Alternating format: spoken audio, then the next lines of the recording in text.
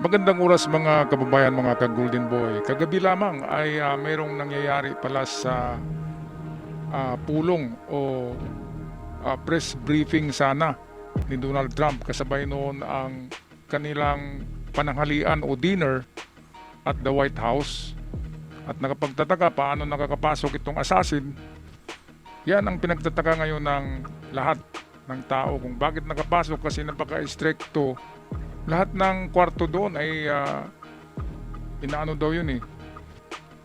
Talagang ini-inspeksyon ng mga security ni Donald Trump kasi presidente. Alam naman natin na maraming nagtangkang sa buhay.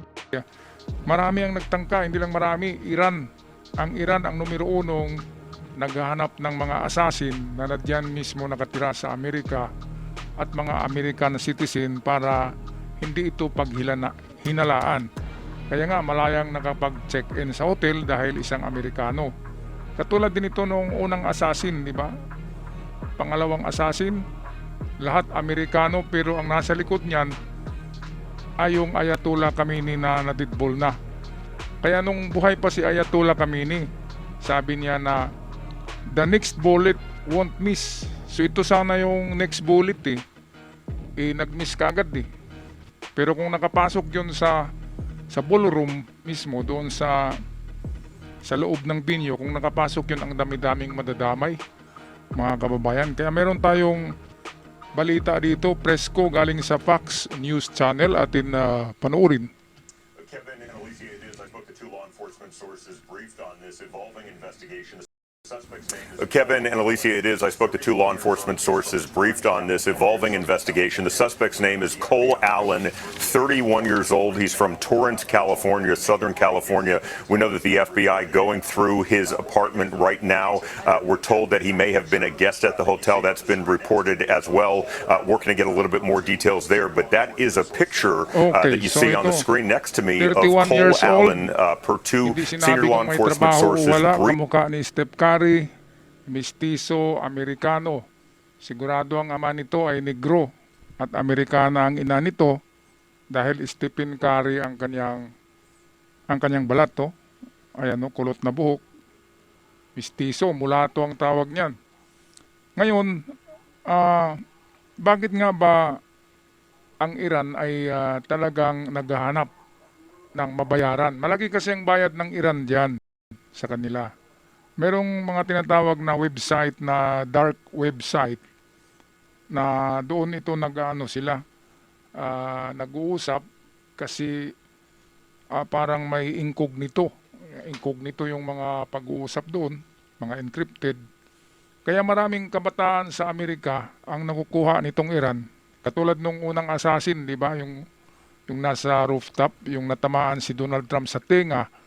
Muntik na lang talaga, 2 inches na lang, mukha na. At tingnan nyo nagsabi pa yung mga Chinese vlogger na piki lang daw yung assassination na yun, natamaan si Donald Trump sa tenga. Sino bang gago na magpabaril sa tainga? Di ba, mga kababayan? Kaya itong pangatlo na to na attempt sa buhay ni Trump habang siya nagiging presidente, American citizen pa rin, pero yan sigurado ako ay back up by Iran. Talagang grabe ang ng Iran eh. Kung kaya ng UAE, kung kaya ng Gulf State Nation na magbayad ng $10 million para sa magturo kay Mustafa Khamenei. Yun ang bounty sa ulo ngayon ni Mustafa eh. $10 million. Yan ay pabuya ng Gulf State. Kung kaya ng Gulf State ng $10 million, ang Iran ay pwedeng dublihin yan. Kasi grabe ang revenge ng Iran ngayon eh. Kung ano-ano na lang ginagawa nila para maka-revenge kay Donald Trump. Kaya nga, bago manalo si Trump na presidente, pina-assassinate na ito kasi alam nila ang mangyayari sa Iran kung magiging presidente si Trump. Pero ang problema, si Trump ay mayroong gwardyang mga anghel eh. Kung walang anghel sa likod ni Trump, sigurado natamaan na yan. Ang galing ng sniper ng yung nakatama sa tainga. Sintrong-sintro talaga ang mukha eh. Konting galaw lang ni Trump, kaya medyo nalihis yung bala konti, pero tumama pa rin. Sino bang magpabaril sa tenga? Yung layo-layo noon, 300 meters eh.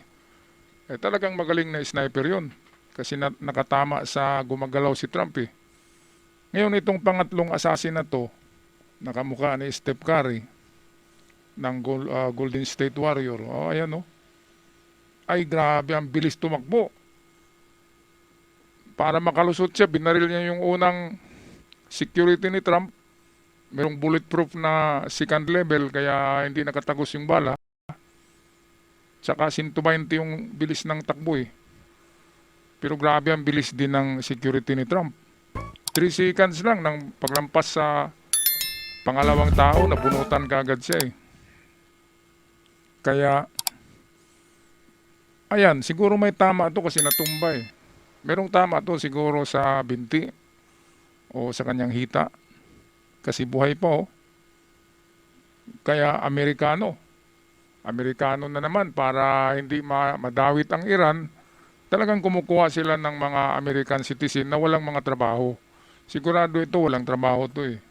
Nakatira lang to sa yung ghetto, yung tinatawag na ghetto, mga district sa Amerika na tinitirhan ng mga gangster.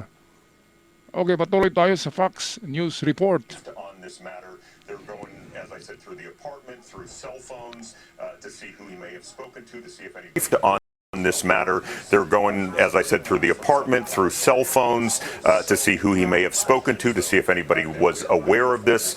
So he's 31 from Southern California. Still so many questions, though, that we are waiting for this hour as we are approaching the midnight hour. You heard the U.S. Attorney Jeanine Pirro announce some of the charges. She said more charges will be filed in federal court. Also, Todd Blanche, the acting Attorney General, was at the White House behind me as President Trump and members of his cabinet briefed the press, and he said that there would be more as this happens. So I suspect that we will learn more about this suspect as the days come out. But I will note that this is extraordinarily a short period of time to not only find out the name of a suspect, but see a picture, see surveillance video. I mean, this was all done within an hour or so of that incident that happened. And that's because the President of the United States and all of the top law enforcement officials wanted to make this public and be transparent so people could see. Itong assassin. Bakit hindi daw pinatay ng security ni Trump? Well, ang ano diyan, ang sagot, yan ay briefing na yan eh, naka-brief na yung mga security ni Trump na kapag merong assassin ay huwag kaagad patayin para ma-interrogate pa ito, para matanong pa kung sino talaga ang nag-utos. Kaya nung unang nag-assassinate sa kanya na yung binaril doon sa rooftop ay hindi na interrogate eh, kasi napuruhan kaagad. Kasi naman may hawak na malakas na armas. Kahit na ito, may hawak din to na maiksi at mahaba at meron daw dalang mga hunting knives or mga kutsilyo. Grabe no. Sa palagay ko nito mga kababayan, kaya nakapasok ito sa hotel. Matagal na ito nag-check-in. Siguro nang malaman niya na mayroong dinner diyan ang White House personnel kasama si Trump at Vice President J.D. Vance. Kasama na yung kanyang sekretarya na maganda, si Libet, Caroline Libet. Kasama na rin yung asawa ni Trump. Alam yun ng kasi siyempre nag-research din yung assassin na yan. Alam niya na next week ay mag-book diyan ang presidential entourage para kakain at gagawa ng press briefing. So siguro ahead of schedule ay nag-check-in na itong assassin na ito baka 2 weeks before the schedule. Kaya nakapasok siya at siguro tinatago niya na yung kanyang mga baril. Meron nang ginawa siya doon na mga concealment. Paano niya itatago? Magaling yan kasi assassin yan eh. Yeah, yun ang tanong kung bakit nakakalusot ang mga baril. Hindi naman yan pumasok sa araw mismo. Hindi yan nag-check-in sa araw mismo na kakain na sila Donald Trump. 1 week ahead sa tingin ko ang pag-check-in ng assassin na yan. Kaya meron pa siyang ample time na maghanap ng baril o paano itago ang mga baril. Kaya yun, grabe ang bilis tumakbo. Kung nakita nyo sa upload ko kanina, Hindi pa ako nagbigay ng reaksyon kanina kasi malabo pa eh. Hindi natin alam kung anong pangalan, sino yan, saan galing, di ba? Pero ngayon, meron na tayong nakukuha ng informasyon dahil sa Fox News Channel. Kaya ito mga kababayan, ito ang magpadali sa buhay ng Iran eh, ng RGC. Kasi siyempre, mag-revenge talaga yan si Trump. Kaya nga, grabe ang pambubumba ni Trump nung nakaraang buwan, di ba? Kasi yun ang revenge niya nang natamaan siya sa tenga. Eh kahit sino ba naman, inatamaan ka na eh. Ang sakit-sakit nun. At kung naano kunti yun, di ba? Kung hindi nagagalaw si Trump, talagang tatama yun sa kanyang ilong. Sintrong-sintro talaga ang mukha ni Trump eh. Kasi tenga. So ang level ng tenga, ilong yun. Ang tama. Okay, tapusin na natin ang balitang ito. Courtesy ng The Fox News. What was going on and what happened? Kevin Alicia? David, that really was an incredible thing, but the president was sharing this with us in real time. What was going on and what happened? Kevin Alicia? David, that really was an incredible thing that the president was sharing this with us in real time as quickly as he could. He was getting it out to us. One note on something that came out of the news conference with law enforcement. The interim police chief for D.C. did say that the suspect was staying in a room at the hotel and that room had been secured. And then additionally, we were told that the suspect had a long gun, a handgun, and multiple knives. And all of that is so incredibly frightening when you just think about the fact that law enforcement says the suspect was in the hotel. And David, I don't know if you know this or not, but how does it work when you have this event and multiple events in this very specific hotel with dignitaries, and you have also guests there that have nothing to do with that event? What are the security protocols? Do you know how that works? Well, I don't want to speculate. I don't know specifically how it would work each time, but I'll tell you this. Gun laws in Washington, D.C., the nation's capital, are incredibly tight, are incredibly strict. O tingnan nyo ng mabuti ito ha. Do you know how that works? Well, I don't want to speculate. I don't know specifically how it would work each time, but I'll tell you this.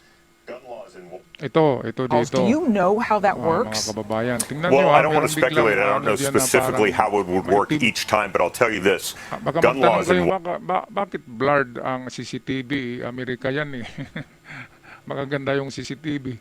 Binablurred nila yan kasi ano pa yan, parang classified pa yan na dapat hindi makikita yung mga muka. Kaya binablurred. Sadya na binablurred yan. Galing kasi ito sa sa presidential na source na footage. Kaya binablurred nila para kapag titingin yan ng Iran ay wala siyang makuhang mga muka. So ito, tingnan nyo itong ang bilis-bilis tumakbo. Washington, D.C., the nation's capital, are incredibly tight, are incredibly... Ayun, grabe ang bilis. Ulitin nga natin. Washington, D.C., the nation's capital, are incredibly tight, are incredibly... D.C., the nation's capital, are incredibly tight. Ayun, grabe. So to think that, yes, time, but I'll tell you this. So, gun yun, laws in 3 seconds Washington, lang yun, D.C., the itong nation's dalawang capital, bumaril are incredibly tight, are Sigurado ako hita incredibly ang natamaan strict. doon. So to think that, Nang yes, he makita may have... na di ba? Tumba na, ay inano na lang doon sa unahan. Ginagrapple, parang ni-wrestling ba? And then pinusasan. Kasi kung babarilin nila yon, siyempre magagalit si Trump. Paano matanong yun? Paano ma-interrogate? Di ba? Kung patay na. Kaya kailangan talaga malaman. At kapag kakantayan ng nag-utos sa kanya ay IRGC, galing ng Iran, ay talagang baka bukas bumbahin na ni Trump ang Iran. Lalo na galit si Trump sa yung nangyaring peace talks na dapat 24 ang schedule date na mag-usap ang US delegation at Iran delegation 24 ng April. Dumating doon sina Basarat si 23 tapos umalis ka agad. Tapos hindi nagkipag-usap. Tapos pag dating nila ng Iran, sinabi nila Basarat, sinatalo na daw ang Amerika. O tingnan nyo.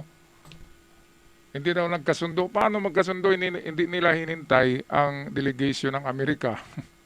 Talagang may taktika sila na hindi magkipagkita. Pero pumunta sila doon para sabihin na pumunta nga sila sa pulong. itong delegasyon ng IRGC na mga bubo. Grabe. Kung ako kay Trump dyan, iutos ko agad, bombahin nyo na yan. Malapit na magkaroon ng itong successful na attempt sa kanya kanina. At hindi lang siya yung matamaan doon eh. Kung nagkataon na nakapasok talaga yun doon sa ballroom, ay sigurado maliit lang sa 10 ang tatamaan kasi may dalang mahaba eh. Okay, tapusin na natin ang balita. Been a guest at the hotel, as the interim police chief said, and yes, he may have had guns on him. It's curious to see, number one, how that would have happened, and number two, what the security. Been a guest at the hotel, as the interim police chief said, and yes, he may have had guns on him. It's curious to see, number one, how that would have happened, and number two, what the security protocol was like for guests, knowing that the President of the United States, the Vice Okay, President, pretty much the ito na entire ngayon, cabinet was 3 there. I said seconds lang earlier when I was on the phone shortly after this neutralize happened niya. because I was in the room when it assassin happened na and yan, heard 4 of those gunshots. Piso Negro. Ngayon, 1 hour lang after sa nangyari sa insidente sa ballroom. 1 hour lang ay nagbigay kagad si Donald Trump ng kanyang press release kung ano yun. Ano ang nangyari. So, ito ang ating pakinggan ngayon. Press release ni Donald Trump right after the incident. So ito, hanap tayo dito. Okay, so meron tayong mga source dito. Ito. Okay. To see a man charged at a security checkpoint armed with multiple weapons. And he was taken down by some very brave members of Secret Service. And to see a man charged at a security checkpoint armed with multiple weapons. And he was taken down by some very brave members of Secret Service, and they acted very quickly and have just released, for purposes of transparency, clarity, I've ordered it to be put out. You probably have it by now. Put out on Truth and put out on many of the platforms. A tape showing the violence of this thug that attacked our Constitution, and also showing how quickly Secret Service and law enforcement acted on our country. Really did a great job. One officer was shot, Okay, so but saved by the fact that medyo he was wearing obviously a very good bulletproof vest. He was shot from very close distance with a very powerful gun. Alam niya na madidbullshit yan. So, palagay ko hindi nagsuot ng bulletproof yung assassin. At palagay ko yung pera ay nakalagay na yung bayad sa kanya doon sa account ng kanyang mahal sa buhay, kanyang asawa o mga anak. Wala na yun sa kanya kasi alam niya mamamatay talaga siya din yung layer of security ni Donald Trump, 3 yan Isa yung nauna, yung mga naka-uniforme ng military. Pangalawa ay mga pulis. And then pangatlo yung Secret Service, yung naka-tuxedo lang, naka-Amerikana na hindi natin mahalata na mga bodyguard. So 3 layer yan. At hindi lang yan si J.D. Vance, veterano yan sa giyera. Nandyan pa si Pete Hegseth, veterano din ng Afghanistan. Lahat yun may mga baril yan Kaya kahit katabi ni Trump si J.D. Vance at Pete Hegseth, ay parang meron na rin siyang 2 security guard. Kasi mga ex-military yan at elite at matataas na ranggo noon sa kanilang pakipaglaban, di ba, mga kababayan? Kaya itong mga katabi ni Trump, lahat yan nagipaglaban sa Amerika on the field, doon talaga, Afghanistan, Iraq, kung saan nagira noon. Nandun, mga serviceman yan, J.D. Vance tsaka si Pete Hegseth. Itong dalawa dito, hindi ko alam kung baka military din yan Hindi lang natin nalaman kasi hindi palagi na-interview sa social media. Okay, so ito tapusin na natin ito ang bumabaha ngayon sa internet na issue kaya hindi na tayo nagagawa ng ibang content ngayon na araw dahil nga Donald Trump lahat wala ka nang makitang bagong bagong pinag-usapan o bagong mga vlog ng mga news channel. Ito talaga itong nangyayari kasi napakalaking siyempre patay ka na dapat kung hindi magaling yung Secret Service at mga bodyguards ni Donald Trump. And The vest did the job. I just spoke to the officer, and he's doing great. He's a great chick.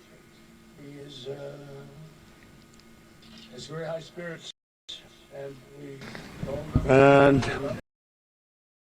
the vest did the job. I just spoke to the officer, and he's doing great. He's a great chick. Alright, so He is, malaking pasasalamat ni Trump doon sa Has very high yung unang spirits, na baril na and we naka-bulletproof. told him we love him and Ano respect lang, him, siguro para and may, he's a very proud guy. ano lang, He's di ba, very pasa lang siguro proud yun of kasi what he does. naka-bulletproof eh. Hindi naman tumagos yung bala, pero merong impact yun kasi malapit. May impact, masakit yun, parang sinipa ka ni Bruce Lee o kaya sinuntok ka ni Mike Tyson. Ganon kasakit yun kahit naka-bulletproof ka. Alright, mga kababayan, anong masasabi niyo dito sa tangka sa buhay ni Donald Trump? Pangatlong beses na ito. At marami ang nagsabi na ang Iran ang may pakanaan nito. Sino ba naman? Sino ba naman ang kumakalaban ngayon kay Donald Trump? Siyempre ang lahat ng pamilya ni Ali Khamenei na didbol eh. Pati yung bakla. Wala na daw muka yung bakla eh. Kaya hindi makapagsalita. Wala nang ngipin. Kaya plastic surgery na lang daw yun. At ang lalabas na na Ali Khamenei, Amigdat Mustafa Khamenei, sigurado ako hindi yan ang tunay na Mustafa. Pinapalabas lang ng IRGC ngayon na nag-undergo ng plastic surgery daw si Mustafa. Para kapag lalabas yung bagong Mustafa Khamenei, ay baka mukha ng mukha nung spokesperson nila na AI lang, 'di ba? Kasi patay na rin yun eh. AI na lang yung palaging nagsasalita na na yung mukha ay walang kabuhay-buhay kasi AI. Kaya ito ang aking palagay na pinapalabas ng IRGC na nag-undergo ng plastic surgery si Ali Khamenei dahil sunog daw yung mukha, tanggal yung mga ngipin. Kaya isang naman to, 'di ba? Fake news. Wala na nga yang si Mustafa eh. Sino bang mabubuhay sa bomba na yun? Ang lakas-lakas eh. Alangan naman na magkatabi sila ng kanyang ama at saka asawa. Lahat patay. Ibig sabihin, ganun din siya. Bakit mabuhay siya eh? Doon tumama mismo yung bomba eh. Kaya pag-i-comment na lang mga kababayan, anong masasabi nyo dito sa attempt sa buhay ni Donald Trump kanina? Kagabi sa Amerika. Palagay ko, dahil nga sa warrior of God, ang tawag ko dyan ay the warrior of God, warrior of goodness, the warrior of the Lord, Donald Trump, dahil sa kabutihan siya nagipaglaban eh. Kaya sa tingin ko, para sa akin ay mayroong nagbabantay sa kanya na kanyang anghel, di ba? Kaya nililigtas siya sa mga kapahamakan. Anong palagay nyo? Paki-comment mga ka-Golden Boy. Ako'y magpaalam na. Maraming salamat at sa mga bagong nag-subscribe. Malaking tulong yan at maraming salamat sa lahat. Hanggang sa muli. Paalam.